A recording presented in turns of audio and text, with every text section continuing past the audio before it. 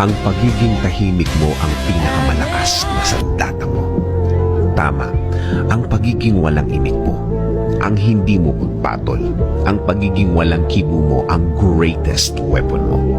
Habang patuloy ang pagsira ng ibang tao sa'yo, akala nila mahina ka, akala nila wala kang kalaban-laban, akala nila para kang hangin lang. Kahit naman ang hangin kapag naipon, nagiging bagyo. Pero ang naipon mong lakas, sa iba mo gamitin. Gamitin mo ang naipon mong lakas sa diretsong gawa, diretsong trabaho. Yung nakafocus ka lang sa gagawin mo, yung nakatuon ka lang sa gusto mong plano na matagal nyo nang nabuo ng Diyos. Ayaw din kasi niyan nawawala ka sa focus. Gusto pa din niya na hindi ka mawawala sa focus. Hindi nawawala ang concentration. Kahit sa isang napakahirap at napakabigat na problema, piliin ang pagiging silent o pagiging tahimik. Tama, di ba? Nangyari na ba sa iyo yung ang bigat-bigat ng lahat? Pinili mong manahimik at habang pabigat ng pabigat, mas lalo kang naging tahimik.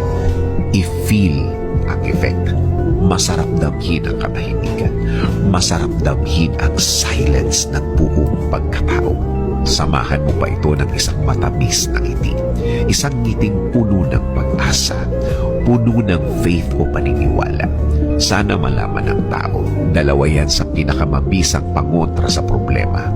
Ang silence at smile, ang katahimikan at ngiti.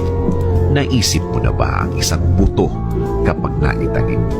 Umuusbong ng tahimik habang palaki siya ng palaki. Tahimik pa din.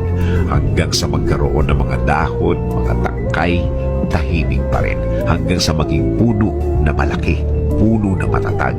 Walang nakakaalam na naging puno na siya.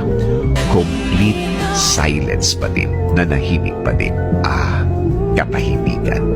Katahimikan ng buhay. Katahimikan ng buong pagkatao. Katahimikan sa harap ng problema. Payo ko, ituloy lang ang pagiging walang imik. Ituloy lang ang pagiging walang sinasabi. Hayaan mong basahin nila ang katahimikan mo. Hayaan mong iba-ibang interpretasyon ang lumabas dahil sa pagiging tahimik mo. Let us pray. Lord, bigyan niyo po ako palagi ng katahimikan. Katahimikan ng puso, isip at buong pagkatao. Sa pananahimik kong ito, hindi po ako malakas. Inaamin ko po sa inyo, Panginoon. Ako po